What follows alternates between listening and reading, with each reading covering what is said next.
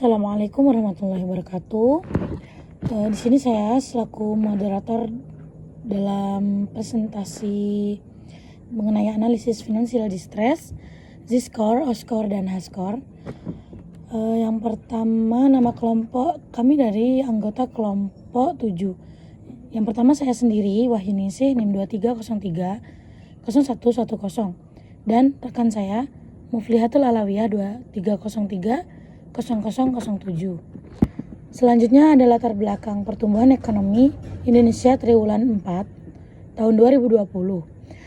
PP nomor 14 tahun 2015, Rencana Induk Pembangunan Industri Nasional atau RIPIN tahun 2015 sampai 2035. Mencakup kinerja keuangan, financial distress, dan return saham. Yang pertama, kita akan membahas maksud dengan financial distress pada perusahaan. Dan selanjutnya adalah faktor-faktor yang menyebabkan terjadinya financial distress. Dan bagaimana metode Altman Z-score, Ohlen score, atau O-score, dan H-score digunakan untuk memprediksi financial distress. Bagaimana hasil analisis financial distress pada PT Indofood Sukses Makmur, TBK tahun 2025, menggunakan metode Z-score, O-score, dan H-score.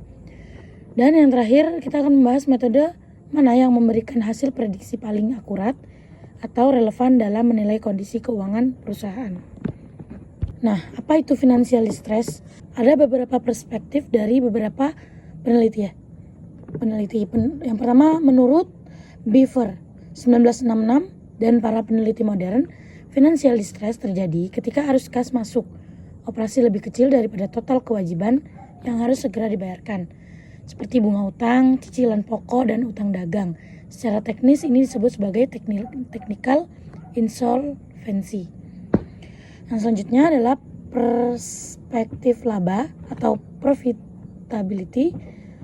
Kondisi ini ditandai dengan kerugian bersih atau net loss secara berturut-turut dalam beberapa tahun. Hal ini menggerus modal perusahaan dan menurunkan nilai ekuitas hingga bisa menjadi negatif. Yang terakhir, perspektif nilai pasar. Banyak pakar keuangan atau termasuk penganut model Altman melihat financial distress sebagai penurunan tajam nilai pasar perusahaan dibandingkan dengan nilai buku utangnya. Jika pasar tidak lagi percaya perusahaan bisa menghasilkan keuntungan, akses ke pendanaan akan tertutup. Dengan ini, penelitian terbaru menekankan bahwa financial distress di masa sekarang lebih banyak dipicu oleh ketidakmampuan perusahaan dalam melakukan adaptasi digital dan manajemen arus kas jangka pendek, bukan sekedar masalah besarnya hutang. Adapun beberapa penyebab financial distress, yang pertama ada faktor eksternal, yaitu kondisi ekonomi. Selanjutnya persaingan bisnis yang ketat, perubahan teknologi dan kebijakan pemerintah, dan perubahan perilaku konsumen. Dan ada juga faktor internal. Yang pertama itu manajemen tidak aktif, pengelola keuangan yang buruk, selanjutnya hutang yang terlalu tinggi atau over leverage, dan penurunan penjualan, serta over ekspansi. Baik, selanjutnya yaitu ada 3 metode utama prediksi financial distress. Materi pada slide membahas 3 metode utama untuk memprediksi financial distress atau kondisi kesulitan keuangan perusahaan. Yang pertama ada Altman Z-score, yang kedua ada Olson score, yang ketiga ada H-score. Nah, ketiga metode ini digunakan untuk menganalisis apakah perusahaan berada dalam kondisi sehat, rawan mengalami masalah, atau berpotensi bangkrut. Yang pertama ada metode Altman Z-score. Pengertiannya yaitu metode Altman Z-score dikembangkan oleh Edward Altman pada tahun 1968. Metode ini adalah model paling populer untuk memprediksi kemungkinan kebangkrutan perusahaan menggunakan rasio keuangan. Rumusnya yaitu Altman Z-score yaitu Z sama dengan 1,2x1 ditambah 1,4x2 tambah 3,3x3 ditambah 0,6x4 ditambah 1,0x5. Keterangannya yaitu X1 di mana model kerja atau total aset, yaitu mengukur likuiditas perusahaan. Selanjutnya X2 yakni laba ditahan atau total aset, yaitu mengukur kemampuan menghasilkan laba dari waktu ke waktu. X3 yaitu EBIT atau total aset, yaitu mengukur kemampuan aset menghasilkan keuntungan operasional. Selanjutnya ada X4 yaitu nilai pasar ekuitas atau total utang, di mana dapat mengukur kemampuan perusahaan membayar utang. Selanjutnya ada X5 yaitu penjualan atau total aset, yaitu mengukur efektivitas penggunaan aset untuk menghasilkan penjualan. Untuk interpretasinya sendiri yaitu nilai Z-score, yaitu pertama ada jika Z tersebut lebih besar 2,99 artinya perusahaan sehat, yaitu kondisi keuangan baik dan resiko bangkrut rendah. Yang kedua ada 1,81 jika lebih kecil daripada Z dan lebih kecil 2,99 artinya itu gray area, yaitu perusahaan berada di zona abu-abu, belum tentu sehat tetapi belum tentu juga bangkrut. Ketiga ada Z lebih kecil 1,81 yaitu disebut dengan distress, yaitu perusahaan berpotensi mengalami kebangkrutan.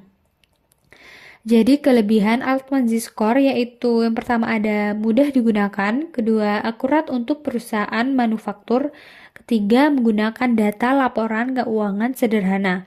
Untuk kekurangannya sendiri yaitu kurang cocok untuk perusahaan jasa, sensitif terhadap perubahan ekonomi.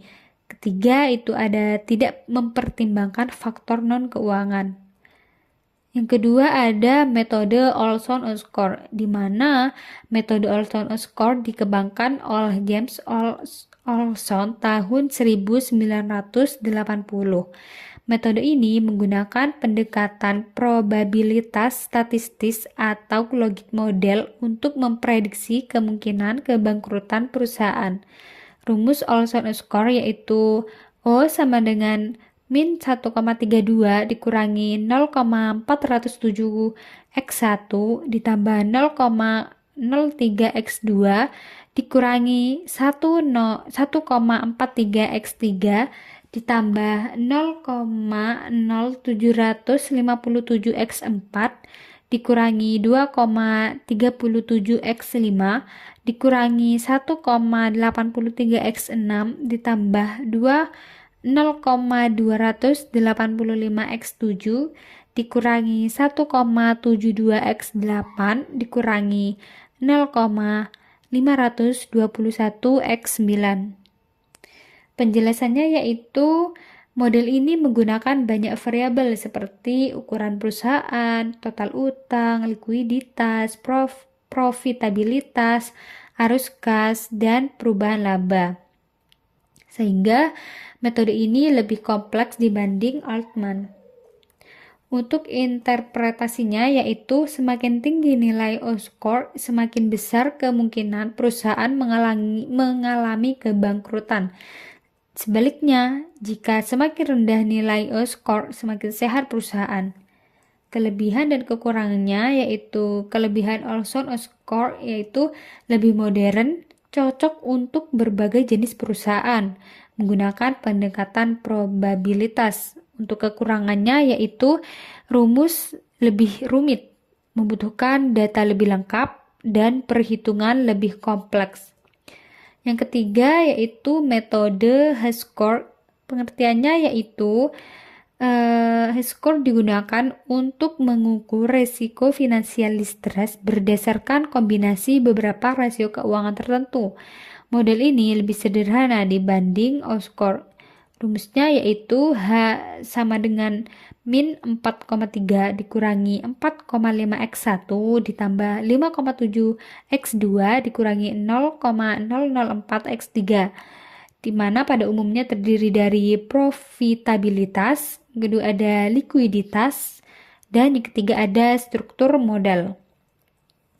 Untuk interpretasinya yaitu nilai H-score tinggi, yaitu risiko distress lebih besar. Nilai rendah, yaitu kondisi perusahaan lebih sehat.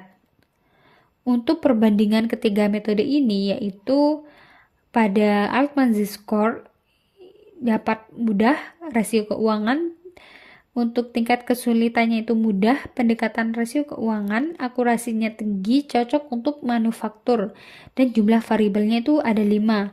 Sedangkan untuk Olson yaitu tingkat kesulitannya itu rumit, pendekatannya itu statistik logit, akurasinya tinggi, dan cocok untuk berbagai sektor. Untuk variabelnya yaitu ada 9. Untuk Hiscore yaitu tingkat kesulitannya sedang, sedangkan pendekatan Hiscore yaitu rasio keuangan, untuk akurasinya itu cukup dan cocok untuk analisis umum. Untuk variabelnya yaitu lebih sedikit daripada Altman Z-score dan All-Os score.